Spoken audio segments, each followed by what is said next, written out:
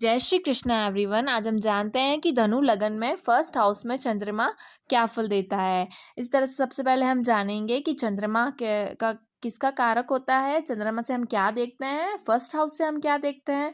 फिर हम जानेंगे कि धनु लगन में फर्स्ट हाउस में चंद्रमा हो तो क्या फल होता है और किन किन नक्षत्रों में ये होते हैं।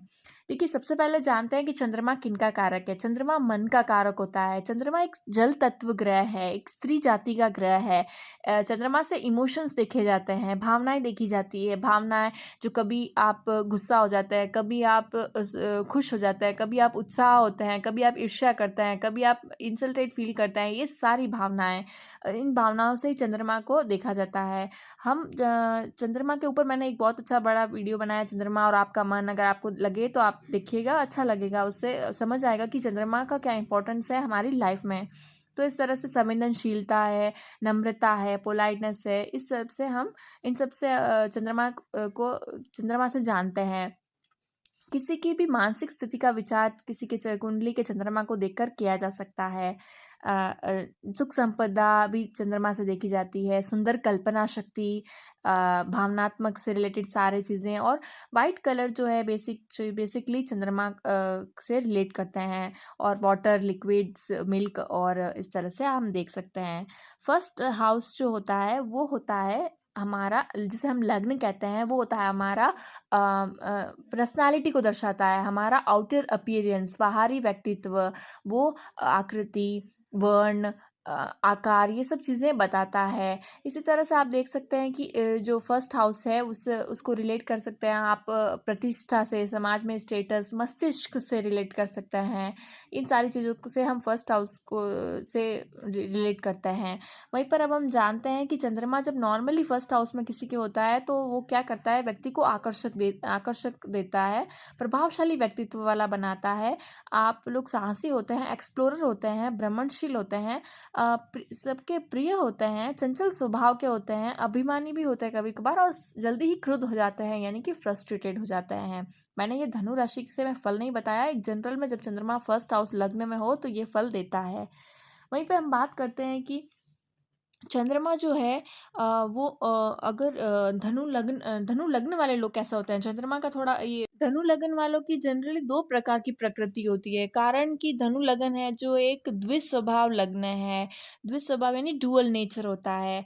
तो डुअल नेचर होने के कारण इनका कभी कभार तो ऐसा होता है कि ये कभी कभार नियमों को पालन एकदम स्ट्रिक्टली करते हैं, तत्पर रहते हैं, और कभी कभी अगर नहीं करेंगे, उल्लंघन करेंगे तो एकदम स्ट्रिक्टली उल्लंघन करेंगे, इस तरह से।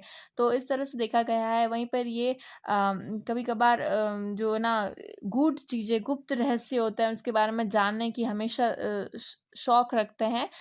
दानी होते हैं, विश्वास पात्र होते हैं, सत्यवक्ता होते हैं, और निष्काम कार्य करने वाले, कई प्रकार की विद्याओं को जानने वाले, इस तरह से देखा गया है। अपनी खुद की इनकी सेल्फ रुचि होती है, सेल्फ मोटिवेटेड होते हैं, और कई बार किसी पर विश्वास नहीं करते हैं ज़्यादा, और शांत स्वभाव, और बिना कहे किसी बात में बीच में नहीं बोलते हैं, इस तरह से देखा गया है। तो हम बात करते हैं धनु राशि में जब चंद्रमा होता है तो क्या फल देता है। ये जनरली राशि, जैसे धनु राशि का क्या मतलब, कैसे होते हैं लोग, इस तरह से आप देख सकते हैं इसको।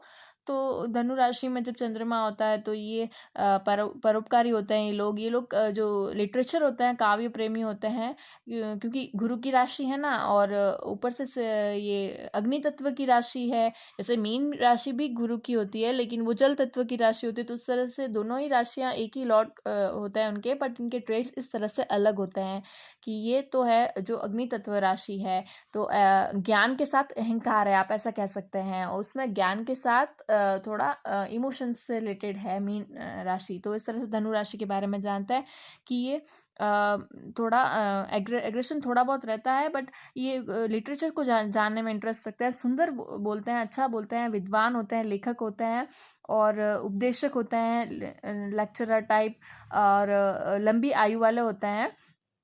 ये जहाँ से भी इनको ज्ञान मिले वो वहाँ से लेने में, अर्जित करने में विश्वास करते हैं। दोनों ही राशियाँ ऐसी होती है, धनु और मीन।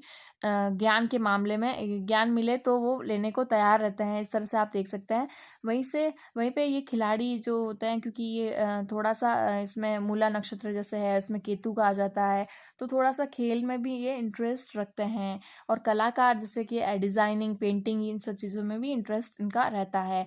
अब बात करते हैं कि धनु लग्न में फर्स्ट हाउस में चंद्रमा क्या फल देता है। देखिए, चंद्रमा जो है वो अपने ही फ्रेंड के घर बैठे हैं, मतलब गुरु की राशि है, तो ये उनके मित्र होते हैं।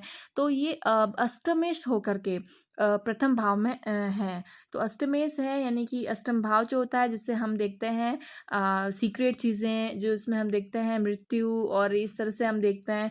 तो ये अष्टमेश होकर जो चंद्रमा फर्स्ट हाउस में है, तो ये आयु में आपको श्रेष्ठ शक्ति प्राप्त होती है। आपका जो ये पर्सनालिटी है वो अच्छा होता है, और स्वस्थ होते हैं आप लोग। मन मन में अनेक प्रकार के विचार उठते रहते हैं, और जीवन में सुख दुख दोनों का ही समन्वय बना रहता है। आपको चंद्रमा का बल भी देखना इंपॉर्टेंट होता है। शुक्ल पक्ष की 10वीं से कृष्ण पक्ष की 5वीं तक का चंद्रमा जो होता है वो पूर्ण बली माना जाता है, अन्यथा ये पूर्ण बली नहीं होता है। शुक्ल पक्ष की 10वीं से कृष्ण पक्ष की 5वीं तक का पूर्ण बली होता है, वरना ये चंद्रमा बल से कमज़ोर होता है, जिस वजह से ये इमोशन रिलेटेड चीज़ें प्रॉब्लम देती है। वहीं पे हम देखेंगे, अगर चंद्रमा के आसपास यानी जो 10 लिखा हुआ, जहाँ 8 लिखा हुआ, वहाँ पे कोई भी ग्रह नहीं है, या तो केतु और राहु जैसे ग्रह हैं, पाप ग्रह जिसे कहते हैं, तो कोई ग्रह नहीं है, तो आप ये देख सकते हैं चंद्रमा थोड़ा प्रॉब्लमेटिक है, केमद्रुम योग है यहाँ पे। तो इस तरह से हम देख सकते हैं। वहीं पे हम बात करें कि यहाँ चंद्रमा कहाँ दृष्टि डाल रहे हैं, तो ये अपने 7th हाउस में डायरेक्ट 7 दृष्टि आ रही है, जो कि होती है मिथुन राशि। मिथुन राशि बुध की राशि होती है, और यहाँ पर दृष्टि डाल रहे हैं ये, तो इससे भी ये बहुत ही शुभ परिणाम ही देंगे।